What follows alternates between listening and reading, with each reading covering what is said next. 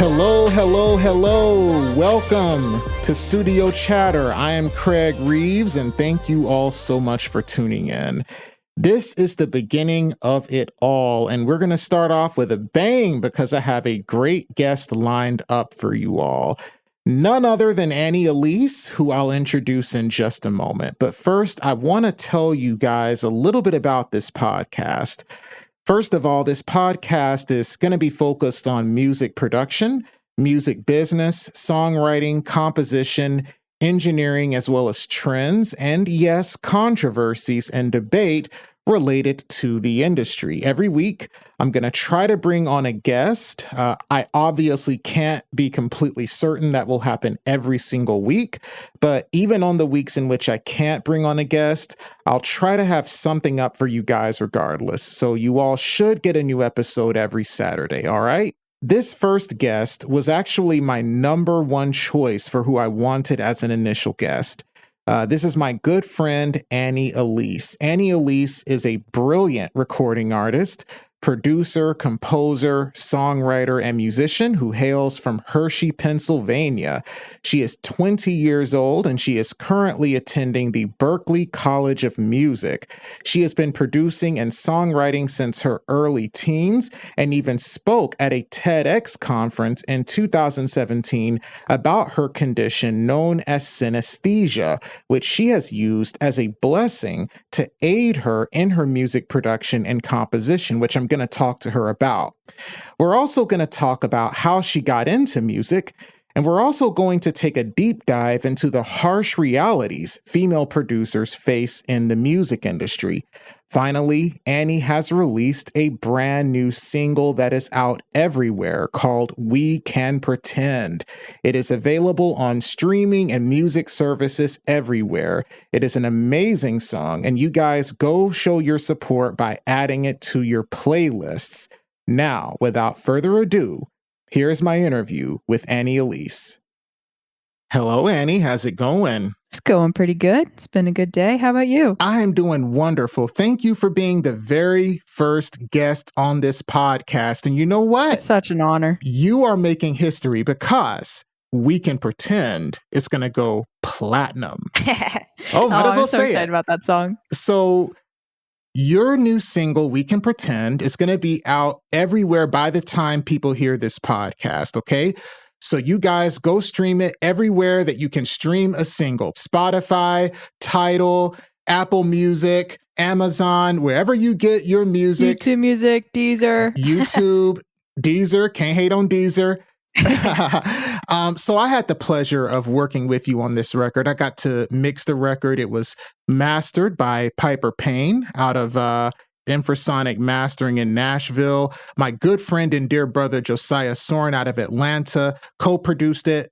Great song. This is a different style for you, though. It really is a different style. It's one I feel like I've always really wanted to do. Like this song is how I want my music to sound. I just, never got the opportunity to do it. So you're definitely working on your solo music this year. This is kind of like the year that you're going to be working on your solo project, right? Yeah. It's been quite a journey, but I feel like now is the time I can finally dedicate some energy to it. Definitely. Because I remember the very first single, well, it wasn't the first single, but it was a single that you did last year, and it was called Open Eyes. You showed it to me. Open Eyes, yeah. I didn't know who you were at the time. I heard the song, and I just thought, man, this girl has a beautiful voice. I mean, I love the song. Now, Open Eyes you released last year. You actually produced that with your boyfriend. Is that right? I did, yeah. Me and Nevo produced it together. I kind of started the initial production, did the songwriting one of the days in quarantine, when there was nothing to do. It was early quarantine, probably like May of 2020, I guess. And then I didn't even think about it until I moved up to Boston. And then one day we were like, hey, we should finish that song. And so we did. It was great. You mixed it too, right? Yeah, I think we mixed the record together, Nevo and I. It's really cool because we're both good at lots of different things, and so we can kind of do some things for each other's music. So like sometimes he'll have things that he's produced that I'll then mix, all things that I've produced that he's then mixed, or I'll do like, hey, I'll mix the vocals, do you want to do the background, and we can like do it in twice the time. Yeah, Absolutely. And it's here's the thing, y'all. Annie is 20 years old. I 20 years am. I old. just turned 20. Well, I mean, that's amazing because let me tell you something, okay? All I right. if I had just the natural talent that you had, I don't even know where I would be right now. Like, honestly, because you are a phenomenal singer, just a special voice, amazing songwriter, great producer, great engineer, all at 20 years old. And you're going to Berklee. Okay, because I have a Yeah. lot of respect for the Berklee College of Music. So much respect for Berkeley's it. a cool place. Yeah, you like it Well, over that means a there? lot coming I do like it over there. Thank you for saying all that. It means an awful lot coming from you. But yeah, I really do like it over here at Berkeley. I'm a double production major, so I'm learning kind of all the aspects of the production side of the industry, from producing analog, to in the box with like plugins and stuff, and even a little bit of the business side of the music production area of the music industry. So it's a lot, but I really enjoy it. It's really cool getting to have classmates that are just as dedicated to the music as you are, which is one of the things I think I took for granted my first few semesters, because everybody here is just so good at what they do, and they have such a clear path for what they want to do with their career after Berkeley. It's really inspiring to see so many people be so good and like just absolutely killing it at what they do. We actually had a count, my friend and I, of like how many Berkeley students went viral over quarantine. It was so many. Like a new week, it would be somebody else has made this viral, cool video that went like viral. And one of the ones that sticks out in my mind is Shri, SRI. She's an amazing, amazing singer. But we were neighbors at Berkeley, like on the seventh floor. I have pictures of us like hanging together, and now she's got millions of followers. A super cool record deal with her ear candy thing. So like it just things like that. Just everybody's so dedicated to what they do, and it's really cool to see everybody be awesome at it. Yeah, yeah. You're surrounding yourself with success minded people. It reminds me of the book Think and Grow Rich by Napoleon Hill. Hmm. And in that book, it talks about forming something called a mastermind group. And really, what that is just surrounding yourself with the right people. Yeah. We know the effect of surrounding yourself with the wrong crowd, with the wrong people. Yeah, if you go to a school to only pursue music, you're pretty serious about it. Especially because like that's all you can do at Berkeley. I think we're loosely considered a liberal arts school, but you can't like major in it. Like if you want to be a statistics major, you can't do Berkeley. Like we only have music majors. Yeah, I don't know what that feels like because I went to junior college at first and then I went to university. And the university that I went to is like considered a party school. So, Man, the joke is that Berkeley is so not a party school. Like, I remember people being like, "Yeah, the Berkeley definition of a party is just people sitting in their dorm rooms and playing music and fighting over whether it's good or not." And I thought that was funny. yeah. All right. So, take me all the way back to the beginning. I want your origin story. I want to know how you Oh became man. the musician that you are today from the time that you were a little kid playing with dolls to donning the purple hair and becoming Annie Elise. Oh man, well, buckle up because this is a ride. Yeah, so it all started on the day I was born. I'm just kidding. No, It ain't gonna be long. You ain't that old, okay? So no, no, it was 20 whole years ago. It's a long time. that's a But long anyway, time to you. My junior year of high school was 20 years ago. That wasn't a long time ago to that's me. really funny. Anyway, yeah, I as you mentioned, I did travel to come to Berkeley. So I was born and raised in central Pennsylvania, Hershey, PA. We have a really nice chocolate factory. Smells like chocolate throughout the town. It's really nice. And I grew up in a musical family. My dad was a general music teacher for middle school students. And I remember I must have been like 8, and I would be like begging my parents, like, please, can I take violin lessons? Please, can I take piano lessons? Please, can I sign up for dance? And they were like, okay, if you want to. As I think growing up, a lot of people had this idea that that like if you grow up in a musical family, music is pushed on you. Music was definitely not pushed on me. I absolutely chose music because I thought that what my dad did was the coolest thing ever, and I wanted to do that. And my mom also plays harp, and she's very musical too, but it wasn't her career. Um, so yeah, they took me to this little I don't know what you would call it, but we called it kinder music. It was like a little, like, you start when you're 2 and you go there and you just learn, like, I hate to use the word learn because really what we did was play, but it was in response to music. And that really helped me, I think, to understand, like, I don't know, I kind of grew up with rhythm.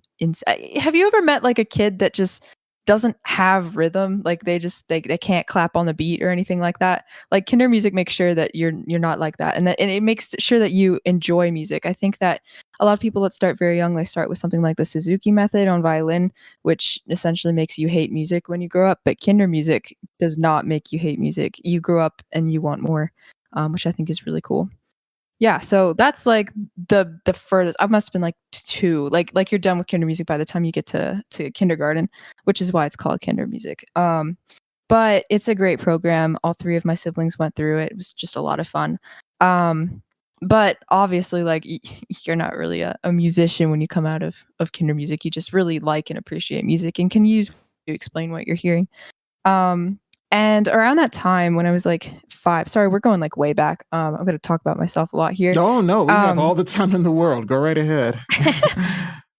So when I was like 5, I would like to sing in the car a lot, like to those cassette tapes that we had in the car. See, I'm not that old. We had cassette tapes.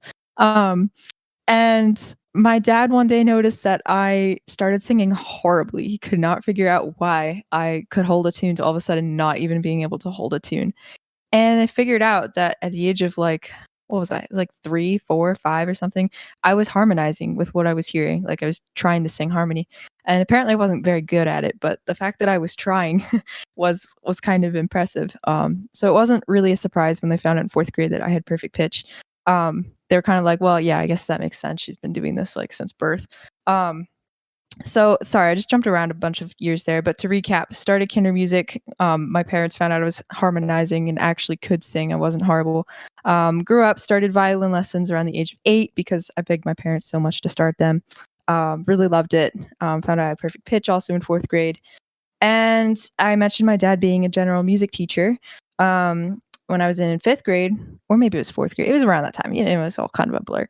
Around that time, the school had been given this iMac lab by a generous donor, and the idea was that the kids would learn some music programs on the iMacs, and one of those programs was GarageBand. It was like kind of the new thing. It was super popular on the iPad and everything. And so since he was teaching 6th grade, he thought that I would be the perfect student to test out the curriculum on.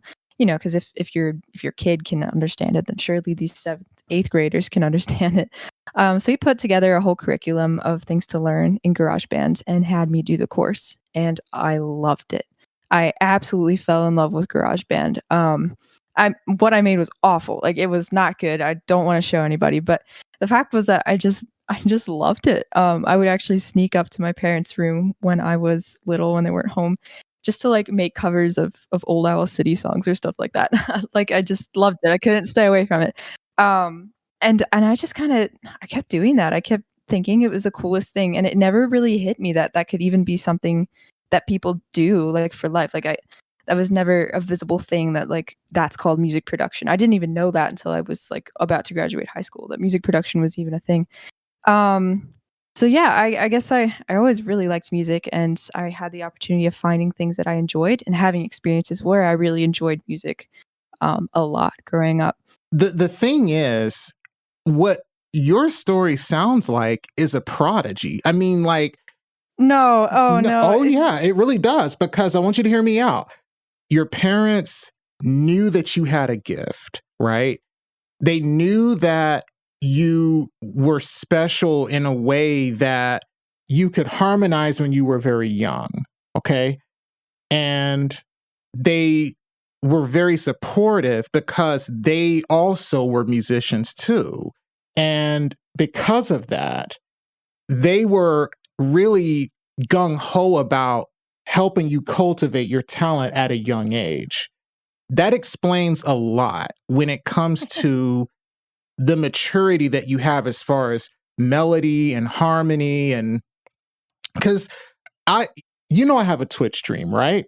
Mm-hmm. And I listen to a lot of music and I give feedback on people's music. And I instantly know people who don't have that background in music from the time they were kids. Because a lot of times it's not that they're picking the wrong sounds. It's not like it's not even that they don't have rhythm, right? It's they just don't understand harmony. They don't understand, like, a lot of times the bass line doesn't match the chords. Like, that's the number one thing that I hear. And that's how I instantly know. And I don't hear that in your music, Annie. And I think that a lot of times we just take for granted the fact that a lot of people just don't have the ability to hear a melody to a track. Now, one thing that you mentioned in passing was dance. So what dance did you study? Oh, I guess I did mention that in passing. I Yeah. danced for 9 years. I took tap, ballet, point, jazz, contemporary, and I student taught. I did a lot of dancing. I guess I don't really talk about it that much anymore. But oh my gosh, I really loved it. I remember one year my dance teacher was retiring, and she said that for her last choreography piece, she wanted to do a big piece to some of my music. And so we did like this big combined number with a mashup of 3 of my songs. And that was really, really special. Yeah, one of the things I've always been really fascinated with is the relationship between music and dance. And what I mean by that is that you look at a lot of great musicians who have a background in dance. Like, there's an advantage they have when it comes to rhythm. You look at Michael Jackson, or you look at somebody like Chris Brown or Usher, and you look at people like that. They have a background in dance. And then you look at people who are, great musicians who might have taken up dance later. They might have learned dance to accompany their music. People like Prince. People Yeah. forget Prince was a great dancer. He was a good And dancer. then you look at people like Pink or Beyonce, and these are people who kind of learned dance later in their careers. And so there's kind of an advantage for people who come from music too. Now I can't dance. Okay. I've always been the type to say, I'm going to try to make music that makes people dance. But aside from me, I mean, it does seem like there is a tendency for, talent in dance to lend itself to music. Definitely. Yeah. I think the reasoning of why that works is that's a really good observation. Is just because of, I don't know, like when you're dancing, your whole goal is to be expressing the music. So if you are a musician and you already know how to express music in one form, it's super easy to do that in another form. You just don't do it with sounds, you do it with your body. Which is kind of something that we understand, I guess, intuitively as musicians. And I would say it goes the other way too. Like if you were a dancer trying to take up music, you already understand how to express music in dance terms, like with your body. And so to do it in musical terms, all you need to do is learn the actual musical terms, because you already know how to express it. You just don't know that you know. Yeah. And I think also a lot of it is dancers are going to have an awareness of how music affects your physiology, right? Yeah. And so when you make music, you're going to have an idea of how it affects other people. Oh, So yeah. I think that's a big part of it as well. Mhm. So do you have any brothers and sisters, or are you the only one? I do. I have 2 younger siblings. I have a Are they into music too? They are. They're both into music in very different ways and very differently than I am. My younger sister plays cello. She's very, very good at it. She's also a lovely singer. And she doesn't want to do music as a career, but she's a really good cellist. Like really good. And she has a lovely singing voice too. We play together all the time when I go home. Then my younger brother is much younger. He's just about to start middle school. And he is also a very talented singer, and he plays bass, just took up string bass.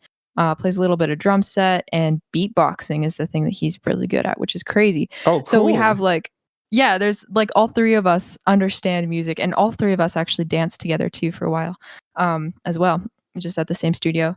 So it's kind of funny to see how different we all are, but that we all have music in common, just in very different ways. Yeah. So you and I are kind of new friends because, in fact, I didn't even know who you were last year. And we became friends really quick. I mean, we really clicked and Yeah. everything. But you're the first friend that I have that has a condition called synesthesia. Now, Synesthesia. synesthesia, it's not a mental disorder for those of you who are uninitiated, because I've joked before that once you learn what synesthesia is, you're almost going to wish you had it. Because when I first heard about it, because I never really knew what it was, I kind of heard about it, but I didn't really know what it was. And I just said that if there was a brain surgeon that could perform an operation on me and give me synesthesia, I'd sign up. So can you describe what it is to like a layperson Oh, for sure. Yeah. and your specific case of it? Yeah. So synesthesia, just in general, is a blending of the senses. So it's a neurological condition where two or more sensory pathways of your brain are connected, and that can present itself in many different ways. Some people end up like tasting words or seeing, I don't know, seeing smells in the air, like not physically, but you can you can see it in your mind's eye. And my particular case is that I have this association with sound and colors, so I will physically see sounds and literally hear color, if that makes any sense. So, like in talking to you right now, Craig, your voice has always been kind of like a dark red, dark blue type thing, and then my voice is purple, so it's just chilling out about an arm's length away from me, just a little cloud. So I've been reading up on it, and it is something that is associated with the arts. A lot of people who have synesthesia are involved in the arts, whether it be in music, Yeah, whether it be in visual art, whether it be in dance. You did both yeah, music and dance. So, I you're did. in good company here. I mean, Pharrell, Phineas, Billie Eilish, they all have Hmm. synesthesia. That's They do. crazy. Yeah, So it is kinda crazy. I think it provides an advantage. I think it does. I think there is an advantage, especially if especially if you see color. I'm sorry, if you see sounds, I'm sorry. Hmm. No, I would agree with you, and for the longest time, I used to deny that like there was that like you don't have synesthesia, like it's awful. But I have been starting to embrace that it is actually a really cool thing that makes my music really stand out. And the way in which I use it in music making is interesting, and I can hear it. I think that's why I'm a fan of Phineas so much, is Mhm. because I can hear it in his production. Like Pharrell, I actually disagree with most of his production, and I think it's because their synesthesia is different, which is it's just funny to me. Oh, that's Um, interesting. yeah, like I can Because tell. he's I one of can. my favorite producers, actually. No, That's he's super interesting. cool. I just his production is very like I don't know. It's this really harsh yellow to me, and I do not like it. It's It's not just your cup of purely a tea. personal thing. Yeah, not my cup of tea. It's great. It's so cool. I really respect him, but I the sound is just really abrasive to my eyes, which is something I never thought I I would hope say. my music isn't. No, not at all. Yours is like butter. It's like eye butter. That's not a thing, but Okay, so when you were in high school, you had the opportunity to do a TED talk talking about yeah. your synesthesia. How did that come about? Yeah, so, I didn't even know that we had, like, a TEDx branch in Central Pennsylvania. That was a really sort of surprise to me. But the story of that is that in high school, I had put together this short little album of songs that, were all instrumental, kind of inspired by synesthesia. I just wanted to make colors that I liked, and then I put it out, thinking that only my mom would listen to it. And, well, a few more people than my mom heard it, and one of the people that heard it was the director of events at TEDx Lancaster. His name's Bob. He's a super cool dude, and he reached out and was like, "Hey, I heard your album and I heard that you have this condition, and I think you'd be a really good speaker fit. Will you apply?" So I filled out my little application and I got to give a talk, which was amazing. Just like that, Um, huh?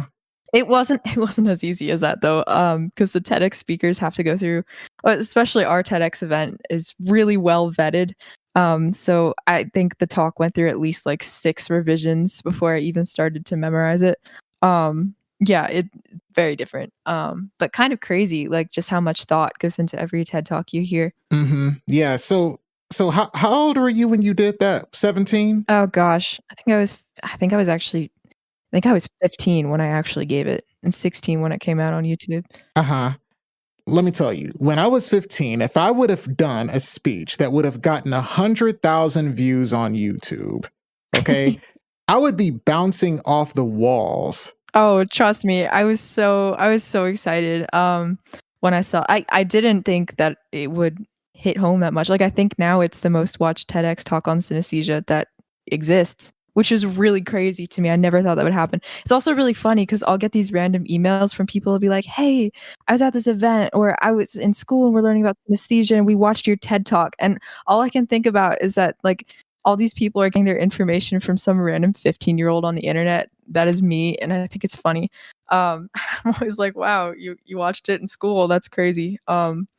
Yeah, I don't know how to feel about that, but I'm really honored. Oh, but you came across as so likable in that TED Talk. That's good to hear. Man, I stressed over that talk so much. Like, my whole family will tell you I was a nervous wreck for days before, and, like, the week it came out, it was also a nervous wreck. It was just kinda crazy. It was a lot of pressure, especially I went last out of the event because TED events, they're always held as an actual event, and then they tape all the talks from the day, and they put them up on YouTube later. And our event had, I think, 15, 16 speakers, and I was the very last one. So I had to listen to all these people give these perfect talks. They were amazing, so good. And then I had to go last. It was very stressful for 15-year-old Annie. But I don't know, it kind of taught me then that, you know, things can go okay. And all you have to know is how to deal with the stress and the pressure. Um, Not necessarily something to be afraid of, which is, I don't know, I think it's a good life lesson. Oh, absolutely. So here's a big problem, okay? And it's something that we're facing today, and it's one that you are a big advocate for solving. Where are the female producers? Where are Uh, the women in this space? Where oh are yeah, y'all? yeah. Seriously. Because if you look at the 1930s and 1940s and 1950s, there were hardly any female songwriters, okay? Mhm. Then by the 1960s, you started seeing a lot more come along. And by the 1970s, there was an explosion of female songwriters. And, but it's 2021. Yet, I think if you look at the Billboard charts, it's like less than 1% are represented by female producers. Yeah, And I believe on the Hot 100 right now, it's 0 as we record this. that doesn't surprise me. Yeah. So there is a shortage. There is an underrepresentation. Yeah, well, I've got many thoughts on that, and I know, like, I'm super young, and there's more to the industry that I haven't experienced, but, um, I can tell you that right now, the biggest problem isn't that there aren't female producers, it's that the female producers that are here are being taken seriously. A lot of times people will be like, "Oh my gosh, we're really looking to hire a female producer," and then once they have them, they don't treat them like their ideas are any good, or they like I don't know, already I feel like I have to prove myself to so many other people, where if I wasn't a woman, I feel like I wouldn't have that pressure to have to convince them that I'm actually good at what I'm do, you know? Some days I have trouble convincing myself that I'm good at what I do. And I think that definitely comes from the idea of that. And then another thing that happens too is that we feel a lot of pressure to take gigs for free because exposure is almost just as good as payment. So I'm very good at getting gigs, but I'm very not good at getting paying gigs, because nobody wants to pay female producers fairly, which is another problem in itself. But I really think that the problem is this whole idea of being taken seriously. Um, and I can't really explain it, but I'm sure you've seen horror stories of these female producers that go into sessions and then they're just talked down to constantly, or they're treated like their opinions don't matter. Or I had a session one time where some dude told me that, like, I couldn't color my drum group red because it was supposed to be brown. I was like, dude, I'm mixing the song. I can pick whatever color I want for my drum group. Or oh my gosh, another time, this dude was like, I was assisting a session, and this dude was like, "Can you make the drums?" And I say, "Drummers or audience? Like drummer's perspective or audience perspective?" A very valid question that you should know when you're miking a drum set. Of And course, yeah. he started explaining to me what the two of them were. I was like, "Dude, I know what they are. I just asked you which one you want." But like the idea that you would assume, like, I feel like a lot of people assume that we don't know, and we do know. Annie, I'm gonna be We do. honest with you, okay? Yeah. I don't want to like stop you, but I am 37 years old. I have been producing longer than you've been alive, literally, okay? Mm-hmm. I would have never thought to ask audience perspective or drummer's perspective. And let me say something else. I don't even know how to mic drums, okay? I don't even know how to mic drums. So you are already asking questions that somebody who's been doing this for 20 years wouldn't have even asked, okay? So go ahead. I didn't mean to interrupt you. No, it's okay. And I usually the answer is drummer's perspective. But Yeah. you know, if to be a good assistant, it's always nice to check with the producer. Yeah. Anyway, I forget what I was going to say. Oh yeah, just that I feel like the issue is not taking them seriously. Or I feel like sometimes I hate saying men producers, but like male producers, people that aren't female producers, they can it's easy for them to feel intimidated, I think, when there's new people introduced in the space. And I'm speaking generally, Craig. I hope none of this is coming off as an attack to you because it's definitely not. You're like the easiest person ever to work with. I have a lot to say about this actually. Go ahead. All right. So here's the thing, okay? A lot of my female producers, a lot of my sisters in this space, Mm-hmm. I think you guys need to understand that this is a male-dominated world, and it's kind of a man's world. So guys are not going to like getting beat by a girl. Okay, that's just kind of the reality of it. And I'm saying this as a guy who grew up on the playground, all right? I didn't like getting beat by the girl. Seriously, whether that be on, the basketball court, track and field day, pool, whatever, right? So I feel you. that's kind of what you're dealing with. And I'll put it to you this way, all right? My mother used to always tell me when I was growing up, whenever you feel afraid of somebody, Craig, just picture them smaller and make them your size. Okay, this is what pretty much everybody's parents tell their kids. Yeah, like, oh, if you're nervous, picture everybody in their underwear. It's just like a thing. Exactly. So if there is a female producer who's better than me, who may be getting picked over me for certain things, maybe getting more opportunities than me, and I feel intimidated or scared of her, without consequence, I can get behind a keyboard and I can belittle her. I can tell her that she's no good, that she's getting, special treatment. They're not saying this because they actually believe it. They're saying this so that you can feel small, because if you feel small, I will feel bigger. Okay, they wouldn't say this to your face. Mm-hmm. Okay, and I see some of the comments y'all get too. Oh my gosh, it's the worst. Yeah. But you got to remember, they're not telling this because they actually think that you're not any good or that you're not talented. Okay, I mean, nobody who's going to hear your music, Annie, is going to think you're not talented. All right. But they're saying this because they're trying to convince themselves that, she only got off on her looks, that sort of thing, especially because you're pretty, okay? Because, you see, like, the pretty girls get this a lot. Well, that's 2 levels of insecurity, right? Because, yeah, not only are you the girl that beat the boys on the playground, but you're the girl they couldn't have in high school.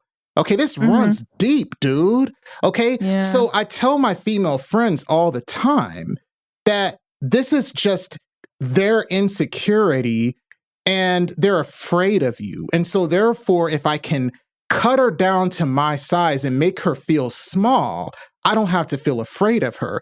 And if I'm not afraid of her, then I'm a real man. Because if I feel afraid of a girl, I don't feel like a real man anymore. That's what it is, Yeah, and I understand that, but I think there's something to be said for the other side too, is that the girls grow up realizing or being told that they're not as good, they're not as fast as, they're not like if you beat a guy, that's a big accomplishment. Nobody ever expects you to beat the guy in the playground races. And I think that's like, there's definitely that other side of that too, is I'm not expecting to walk into a space and be better than anyone else. Like, that's never the goal. The goal, and I think this is why so many of the producers that I know that are female are just absolutely dope producers. And I think it's because we don't have a problem being or feeling like we aren't beating anyone else. Like, we're perfectly content to just to just chill in the room and learn what we can from the other person. It never feels like a competition. And I think that's something that's missing from a lot of these conversations that we have surrounding sexism is the other side of it. Like I don't know, that I think it's interesting. That is a very good point. I never even thought about that, because you mentioned how a lot of young women grow up and they don't feel like they can compete with the boys because no, I mean, they separate us for everything. Yeah, because we're taught boys have to beat the girl, right? If you get beat by a girl, that means you suck. Yeah. I mean, I was told that. And so there's this pressure on boys to have to beat the girl. And at the same time, there's this mentality that girls are growing up with that, and this is because of the pressure on boys, can't succeed. You can't succeed. Exactly. So when I look at women not being represented on the Billboard charts, it might be because a lot of women just aren't seeking placements. Because I've sat in on a lot of listening sessions and where an A&R or an artist or a manager or somebody would listen to music submitted by various producers, and it is almost never that I find a female producer being listened to. A female producer's never there. And I know a lot of female producers now from being around. It's like once you meet one female producer, you meet them all because you guys tend to be friends. Oh, it's a small world. And so, yeah. And I don't know of any female producers who are actively seeking placements. Most female producers I know, in fact, all female producers I know, but one, which is Magda Helena, who's a very close friend of mine, you guys tend to be artists who go into production to support your ambitions as artists. And so it just seems to me like, because when I look at Ariana Grande or Taylor Swift or Lady Gaga, I don't think these women would be opposed to working with female producers. These are pretty adamant women for equality and things like that. And I've actually met Lady Gaga. She's an absolute sweetheart. And so I think that these women would be open to working with female producers, although all their producers are men. I just think that a lot of female producers, at least right now, are not really they don't really have an ambition to work with Taylor Swift. Oh, I can correct that most one of for them, you. It seems like they want to be the next Taylor Swift, which I think is fine. I think that's great. It's just, I don't know. It doesn't seem like there's many seeking placements. Here's the reason for that. It is so much easier to be taken seriously as an artist than it is as a producer, as a female in the music industry. So like the reason that I have my artist project and that I'm pushing it so hard right now is actually to push me as a producer, because nobody takes you seriously unless you have something. Especially if you're a woman. You can't get that something. Yeah. So I think the reason that you're going to see most of these people have artist projects is because it's just easier to be taken seriously. You can back yourself up with streams and accolades and shows, and you don't have to worry about this mentality of having to prove yourself in a production space, which I also think that's something that we don't talk much about. Is I would say, well, where are the women? The women are trying to be taken seriously, and they're trying to do it based on their own artist project that they can call the shots for. So it's a foot in the door. That's what it is. It's a foot in the door. Yeah. Yeah. Like I can tell you, I'm absolutely looking to like produce Taylor Swift. Like if you told me tomorrow Taylor Swift was looking for female producers and you recommended me, I would be like, oh my God, I'm dropping everything. Man, y'all would make such a smash, dude. Y'all would make such a smash. I would love to see next time you meet Lady Gaga, send her my. Oh, it's been years. And it was like in passing. She probably doesn't even remember me. It was at some really event. Funny. Yeah, it was like apparently she had a house near where I lived. I didn't even know that. Well, I'm pretty sure Lady Gaga has a house near where everybody lives. So that's also very true. Yeah. Yeah. That's crazy. And that actually kind of dovetails to another thing that I've been really fascinated with you is that you're at a young age too, you already are about your business, right? You're already about getting a publishing deal. You already have management. You already know the value of networking. these are not skills that people learn until they get older. I think so. So when I look at you, you've really grown up very quickly in this business because you did get a publishing deal with Dawn Patrol Music. I So did, yes. tell us about that. Yeah, so I work for them as a producer. So I'll pitch songs for their artists, pitch some of my own songs for placement in sync and TV, and it's just really great. They're a great company. They don't take advantage of you or your music.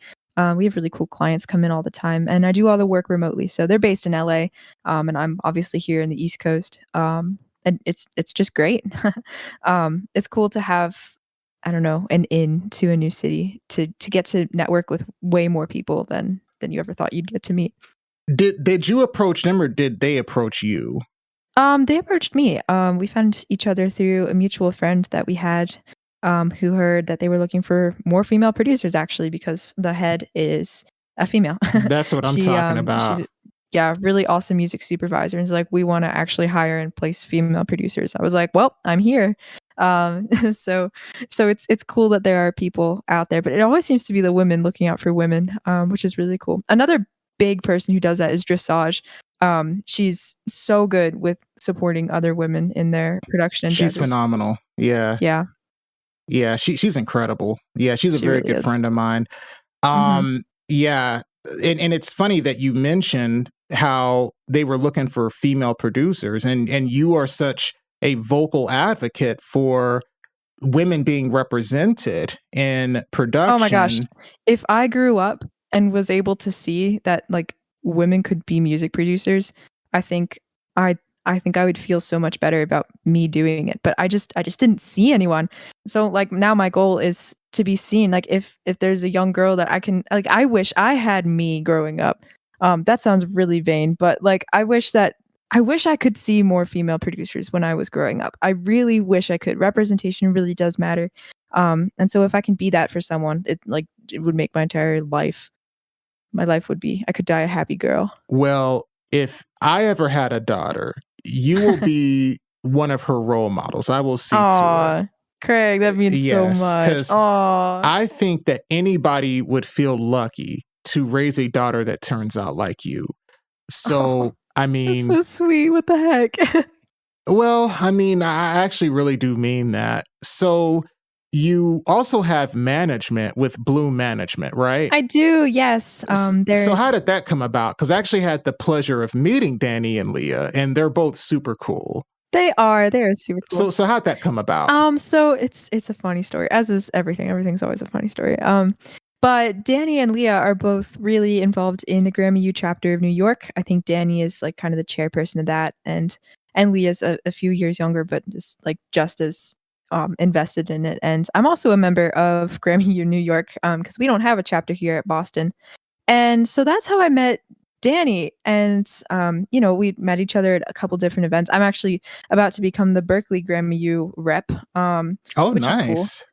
Yeah, I didn't even know we had a Grammy U rep until they were like, do you want to be the Grammy U rep? And I was like, we have a Grammy U rep. So explain to our listeners what Grammy U is. Yeah, okay. So you have the Grammy Foundation, and then Grammy U is kind of the student corner of that. So we have all sorts of different programs, special listening sessions, and then the biggest thing is the mentorship program. So you can apply for the mentorship program and get a mentor that is a member of the Grammy chapter of wherever it is that you live.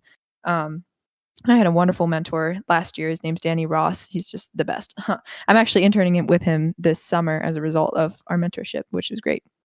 Mm-hmm. But yeah, that's how I met Danny and Leah. And they were like, program. They hit me up. Yeah, they hit me up and were like, hey, we're starting a management company, and we heard that somehow you don't have management. I was like, you heard correctly. So now we've just been working together. It's been so exciting, and I love that.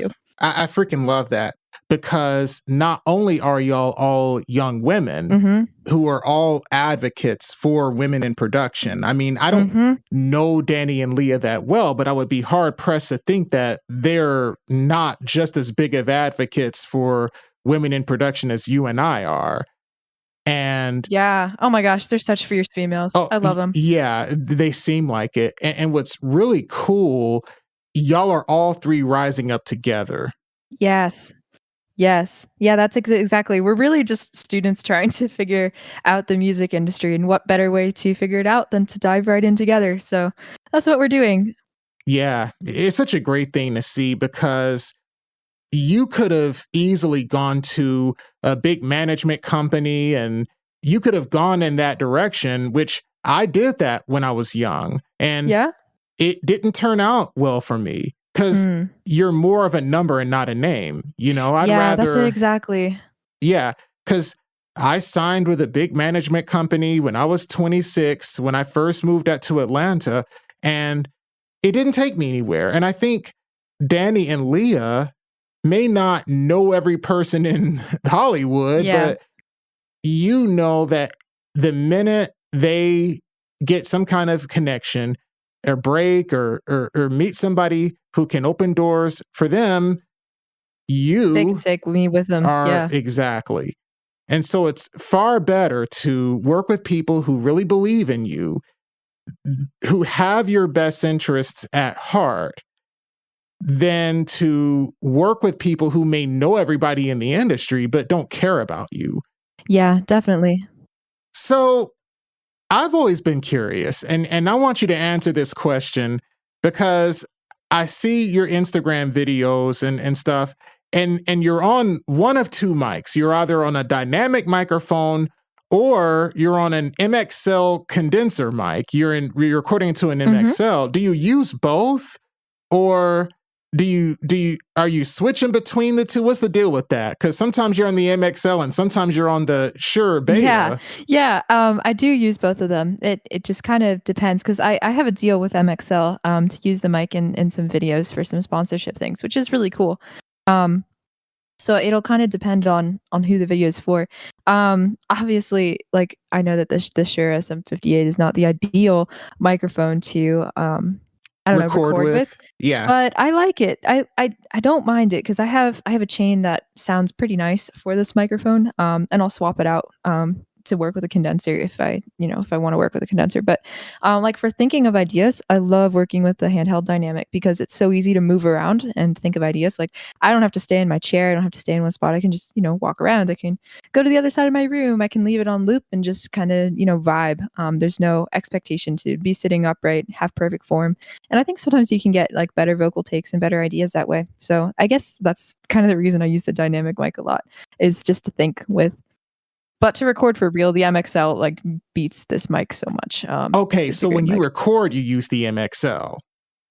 Yeah, sometimes, like, in the videos, a lot of my earlier videos, I didn't even have the MXL. I didn't have the 990 yet. And so I was just using this thing with a really awful interface. And now I upgraded my interface, so the 58 actually sounds pretty good through it. That's what I'm on now. I'm using the 58 because I'm, like, moving around a little bit, like, Yeah, rocking yeah, of back and forth. course. Yeah, and I feel the same way about recording, just like the ideas. So I guess it does kind of flip-flop. There's no real rhyme or reason to it, just whatever I'm feeling at the time. Hmm. So when you recorded We Can Pretend, I mean, the vocals sound phenomenal. I didn't have any problems mixing the vocals. That's so And you funny. used the dynamic microphone, the SM58 on that, I right? did, and not only did I use the 58, but I didn't have my Apollo Twin yet, so I was actually using a really awful interface with not so great preamps, because I just didn't have it yet. So yeah, recorded that for you on a 58 into, PreSonus Studio I1. Oh, yeah, so you were using Studio One at the time. No, no, no, just the interface. The Oh, okay. interface So is the you were using the PreSonus. PreSonus interface. Yeah, Got it. Yeah, my brother uses Studio One. That's the reason why yeah. I asked. No, I So, think it's called this. I think it's called the Studio I1 is the name of the interface. I could be mistaken. Maybe it's just called the I1. I have no idea. oh, okay. So that was the awful interface that you used. Yeah, it had like a hiss in the second channel. It was a mess. Don't Glad I worry, upgraded. PreSonus is not sponsoring this podcast, so don't feel bad. Speaking of DAWs, so you used to use Logic, but now you're using Ableton, right? Yeah, yeah, for the most part. I kind of bounce around pretty equally between Logic, Ableton, and Pro Tools. If I'm tracking vocals, I just love Logic for that. It's so easy. I haven't gotten used to Ableton's comping yet, and I have a really awesome vocal chain saved in Logic. So if I'm doing any kind of tracking, I'll just do it in Logic. But if I'm doing any kind of sound design, I wouldn't want to do it in anything but Ableton. And if I'm doing any kind of mixing, Pro Tools is my favorite DAW for that. So Pro I Tools. really do bounce around in all three. Oh, okay. I didn't know you used Pro Tools. I just I thought you used. do. Oh, wow. Okay. Yeah, no, Pro Tools Because, it's great. I love the yeah, routing. me personally, I don't like Pro Tools That's okay, because, to each their own. Berklee kind of yeah, makes you learn Pro Tools the second you start a production major. So just, I learned how to comp, how to tune, how to do what is it called? Beat detective, drum align, all that kind of stuff. And Audio Suite is really sweet too. No pun intended. Yeah. yeah, I only use Pro Tools when I'm having to work with vocals that I cut at the studio. Because there's a studio up here in Atlanta called Patchwork, and I send my artists there to record, and they have Pro Tools HD. And so the Mhm. session that I get back is in Pro Tools. So I Yeah, have to yeah. have Pro Tools on my computer, but I only use it when I have to. I mean, I know how to use it, kinda. They have the playlisting and as far as the Yeah. comping. Now they have the folders, which makes things a little easier. Yeah, yeah. And that is better than Ableton. I think Ableton will get better as far as comping. Yeah, I I think so too. personally, so I use Ableton for making tracks to make the beat, but as far as tracking, I use Cakewalk by BandLab. Yeah, I see you used, like, Cakewalk because you do your mixing in there too, I think. Yeah. Mm-hmm. Yeah, Cakewalk is a DAW I never learned. Yeah, Cakewalk is a DAW that a lot of people never learned. Cakewalk was really big in the 2000s, right? People used it very often in the 2000s. I mean, it's still being updated, okay? But it fell out of favor, I think, by the 2010s for some reason, probably because there were just so many bugs in it Yeah, in earlier versions. It's a great DAW now, I bet. but it's just, the thing is, this is a cyclic business when it comes to DAWs. At one point, Ableton wasn't popular, Yeah, right? In the early 2000s, nobody was using Ableton. FL Studio in the mid 2000s was kind of seen as a joke. A kid's DAW, Fruity Loops, yeah, you Fruity know, Loops. and And then there was Cubase. Cubase. That one was big. That one still is kind of big, though. Cubase and Cakewalk at that time were seen as the DAWs that people used when they were serious, right? Yeah. Cubase is still used today, but not quite as much as it was in the past. Now it's Logic's going to be big forever because they're Apple, Yeah. and Ableton's big now, and Reason to some extent, but FL Studio's gotten big. It has. That's also a DAW that I never learned, but that a lot of people seem to use. Yeah, yeah, that one's big too. There's a buddy of mine I've known for over a decade. He's a producer. We grew up in the same town, and he's a great producer. I hope to have him as a guest on the show. Ooh. He swears by FL Studio. His name is Exclusive. Yeah. Yeah, That's a cool name. yeah, it is. He's a great producer as well, and he swears by FL Studio. He he uses Cakewalk to record and track vocals, but he loves FL Studio, and he's been trying to get me to use FL Studio for years. But then I look at somebody like More Kismet, who I know you're a fan of, and I Mhm. listen to their stuff, and it's like they use FL Studio too. So So differently though, yeah. I'm like, all right, FL Studio must be pretty darn Yeah. good, if definitely. So we are getting close to closing here. So who have you been listening to lately? I just want to kind of know who's been on your playlist as of Oh late. my gosh, Craig, Imma be honest. So, as soon as you did your Maddie Jay cover, I immediately went and listened to every single thing that Maddie Jay has put out, and I am such a fan. Oh my gosh. I'm turning everybody on to her, dude. Dude, you really are. Did you know she went to Berklee? Oh yeah, I didn't. Yeah, she graduated from here. I didn't even know, until I did my little deep dive research. I am making fans of Maddie Jay Dude, you really with are. my music. It's the funniest thing because, and I said this before, and everybody disagreed with me because I always said, listen, if you like my music, you're gonna love Maddie Jay. All right. And people are like, oh, but y'all are so different. I'm like, trust me. Yeah. I told Aunt Shay this. I said, listen, if you like my music, you're going to love Maddie Jay. You're going to love her. Mm-hmm. And he did. Everybody, I'm telling y'all, Maddie Jay, dude, I became Love a her. Maddie Jay stan the minute I heard her. Yeah, for real. Yeah. Glad I'm making fans of her. So this has been so much fun. Thank you so much for doing this. Thank you so much for having me. Yeah. Let me tell you, you were my very first choice. That's out of crazy. everybody I had in mind to be the first guest of this show. I'm so honored. I knew any Elise had to be the first person. So please, guys, go stream We Can Pretend. Woo. It is currently out everywhere you can stream. Go get it. You won't regret it. Pop bop for the summer. Yes, y'all need to definitely get on the Annie Elise bandwagon right now. This young lady is going to be a star. Thank you for doing this, Annie. Oh, thanks, Craig. All right, that concludes my interview with Annie Elise. You guys definitely go download her new song, add her on social media. Her Instagram is @AnnieEliseMusic. That's all one word. And there you'll find all of her other links to her social media accounts. And that is also going to conclude this week's episode of Studio Chatter. I'm Craig Reeves, and I'll see you all next week. Thank you. But we can't pretend, we can't pretend.